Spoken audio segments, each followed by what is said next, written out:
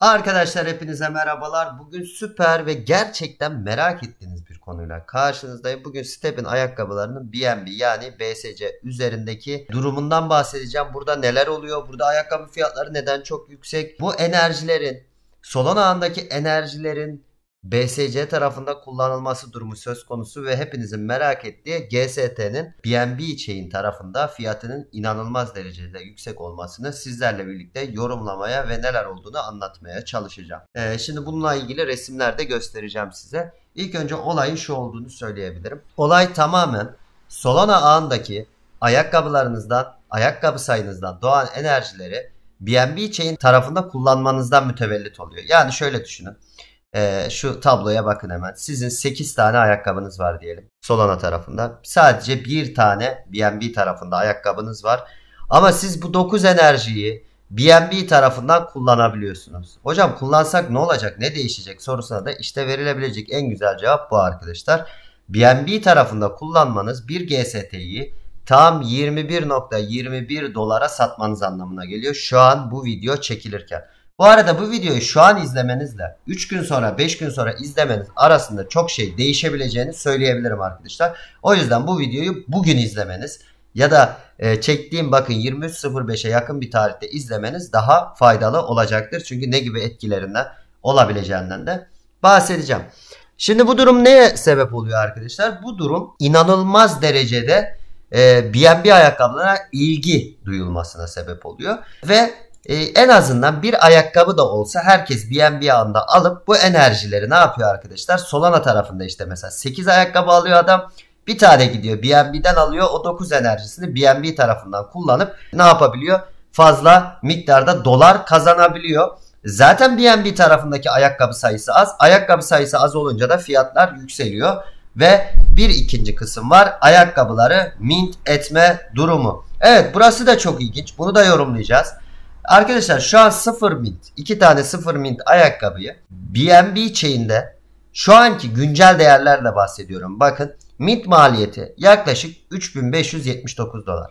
Yani siz 2 tane 0 mintli ayakkabıyı birleştirince 3579 dolar ödüyorsunuz. Ve az sonra resmini göstereceğim. Şu an BNB ağındaki en düşük 0 mintli ayakkabının fiyatı tam 8200 dolar. Bakın. 8200 dolar eksi 3579 dolar yaptığımızda da 4621 dolar gibi bir kazancı elde etmiş oluyorsunuz. Bu nasıl mümkün oluyor? Evet, bu nasıl mümkün oluyor? Bunu da konuşacağız. Hemen böyle resimlere geçelim. İlk önce şu az önce gösterdiğim gibi arkadaşlar bakın, bir tane ayakkabısı olan birisi bile ya da 2 tane ayakkabısı olan birisi bile Solana tarafındaki ayakkabılarını kullanıp 11 enerjinin tamamını bakın ekranda gördüğünüz gibi BNB tarafında kullanabiliyor. Ne demiştik? Bakın 0 mint bir ayakkabının şu an marketteki 17.38'deki en düşük fiyatı 25 BNB. Şimdi mint etmek karlı ya arkadaşlar. Az önce ne dedik? Mint eden adam direkt olarak 4621 dolar ilk mintinden para kazanıyor. Dolayısıyla insanlar deli gibi mint ediyor arkadaşlar. Deli gibi mint ettiği için de deli gibi GST harcıyor. Yani adeta ortaya çıkan GST'ler, yürümekten dolayı ortaya çıkan GST'lerin tamamı level basmak, bir an önce ayakkabıyı 5 levele getirmek ve mintlemek için deli gibi kullanılıyor. Solana tarafına baktığımızda siz çok 6-7 mintli ayakkabı göremeyebilirsiniz. Ama BNB tarafına geçtiğinizde mintler karlı olduğu için bir sürü 6-7 mint ayakkabıyı görmeniz mümkün oluyor. Peki hocam bu kadar kazanıyor ama şimdi mint ettiğimizde bunun fiyatı düşmüyor mu gibi bir soru aklınıza gelecek. Evet arkadaşlar, düşmüyor. Bu da çok ilginç bir nüans. Bakın bu da 1 mint ayakkabının değeri, şu anki güncel ekran görüntüsü aldım ve en düşük 26 BNB.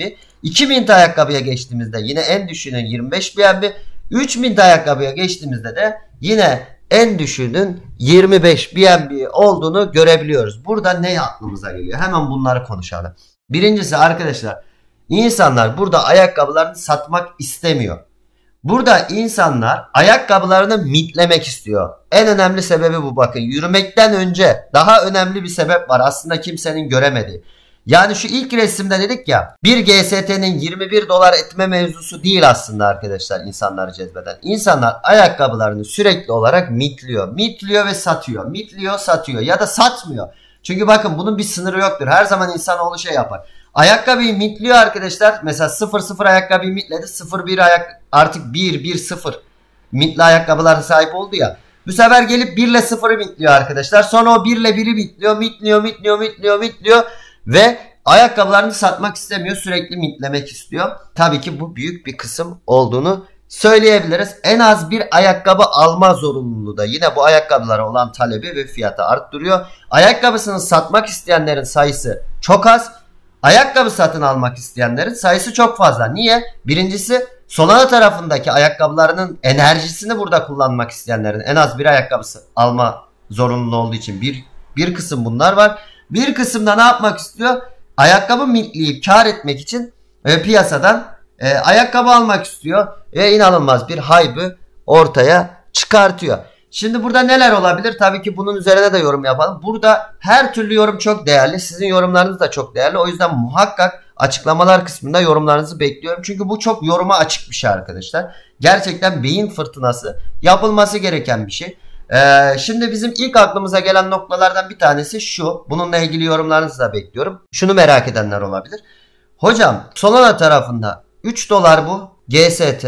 BNB tarafında nasıl 21 dolar oluyor? İlk önce şu soruya cevap verin. Bunu oradan oraya atamazsınız arkadaşlar. Zaten oradan oraya atsaydınız biri 3 dolar biri 21 dolar olmazdı. Arkadaşlar iki kapalı kutu olarak düşünün. Yani Solana tarafındaki GST'ler farklı. Aslında aynı GST ama farklı.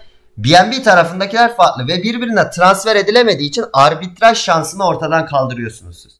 Burada fiyat o yüzden ne oluyor?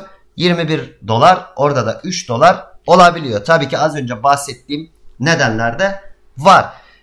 Şimdi bunun Binance'da listelenmesi olayı olabilir mi? Gerçekleştirebilir mi? Bu konuyu birazcık konuşmak gerekiyor. Şimdi bunun Binance'da listelenmesi demek arkadaşlar artık bu GST'leri insanların Binance tarafından alınıp Solana'ya da transfer etmesi anlamına geliyor. Dolayısıyla artık fiyatın dengelenmesi anlamına geliyor. Şimdi burada bir soru işaretinin aklına geliyor. Bunu STEP'in sahipleri ister mi? Niye ister mi diye. Aslında diyeceksiniz ki hocam çok mantıklı. Hani ikisinin fiyatının eşit olması gerekmiyor mu? Ama arkadaşlar buradaki fiyattan ötürü, bu fiyattan ötürü bir sürü kişi de BNB ağında ayakkabı almış durumda. Bu sefer bu adamların tepkisini çekeceksiniz. Çünkü siz 21 dolarlık orada 900 dolara satılan bir ayakkabı burada 25 BNB. Yani 7500-8000 dolara alıyor. Orada 900 dolara alıyor. Siz gelip bunun ikisinin fiyatını şimdi eşitlerseniz tepkileri ortaya çıkartacaksınız. Benim burada ilk aklıma gelen fikir, sizin fikirleriniz dediğim gibi önemli ama benim ilk aklıma gelen fikir şu. Bunu dengelemeden önce belli önlemler alacaklar. Bu nasıl olur bilmiyorum ama BNB tarafını da bir şekilde üzmek istemeyeceklerdir. Yeni airdrop mu yaparlar arkadaşlar? Onlara bir özellik mi sunarlar? Farklı bir şey mi sunarlar bilmiyorum. Ama kesinlikle şu anda 25 BNB, 27 BNB'ye alınan ayakkabıların benim fikrim, bakın ısrarla söylüyorum, herkesin fikri farklı olabilir. Bu 2 gün sonra değişebilir. Ama o tarafı ezdirmeyeceği düşüncesi ortaya çıkıyor. O yüzden bir önemli nokta daha var. Hemen de oraya da değinelim. Bu hype'ın şu an niye hızla devam ettiği mevzusu. Bu aslında STEP'in CEO'sunun arkadaşlar açıklamalarında gizli. STEP'in CEO'su diyor ki bu ayakkabılarla diyor Solana tarafındaki enerjileri gelip BNB tarafından kullanılmasına devam edilmesine önüne geçen bir düzenleme yapacağız ama diyor. Yani yapabiliriz ama diyor. Bunun için diyor en az diyor 1 aylık vakit var diyor arkadaşlar. Ve burada hem mint etmekten şu anki durumda hem mint etmekten kazanılan para hem yürüyüşten kazanılan para arkadaşlar göz önünde bulundurduğunuzda bu ayakkabıların 10-15 maksimum 20 gün içerisinde paralarını zaten çıkarttığını çok rahatlıkla görebiliyorsunuz. O yüzden bu CEO'nun bu açıklaması bu tarafı hype'ının biraz daha artmasına sebep oldu. Eğer bu süreç uzarsa, yani en az 4 haftaya arkadaşlar, bu 6 hafta, 8 hafta, 12 hafta gibi bir sürece tekabül ederse BNB tarafındaki ayakkabılara olan ilgi artmaya devam edecektir. Bir şeyi önce bilmek her zaman değerlidir arkadaşlar. O yüzden bu videoyu bugün izlemenizle bir hafta sonra izlemenizin çok farklı olacağını söyleyebilirim. Bu noktada sizin de yorumlarınızı bekliyorum. Ama benim temas etmek istediğim noktalar, bakın bir daha özet geçersem. Birincisi GST fiyatının kısa zaman içerisinde yani Binance tarafında listelenme olmayacağını düşündüğüm için BNB ve Solana tarafında kısa sürede eşitlenmesini beklemiyorum. Eğer eşitlenme durumu olursa bunu B&B tarafındaki ayakkabı sahiplerine bir şekilde telafi anlamında bir şeyler, airdrop vesaire, onu bilemem artık, bir şeyler yapacaklarını düşünüyorum. Bunu değerlendirmek, artık değerlendirip değerlendirmemek sizin elinizde. Bu çünkü çok yüksek bir para ve çok yüksek miktarda bir risk içeriyor. Ve çok fazla şöyle yorumlar da görüyorum. İşte kredi çekip B&B tarafında ayakkabı alayım mı? Değil, kredi çekip B&B tarafında ayakkabı almak. Kredi çekip Solana tarafında ayakkabı bile almayın arkadaşlar. Yatırım dediğiniz şey kredi çekilerek yapılmaz diyorum. Bu arada merak edenler için ben de tabii ki bir ayakkabı aldım B&B tarafında. Çünkü o Solana tarafındaki enerjimi bu tarafta da kullanmak istiyorum.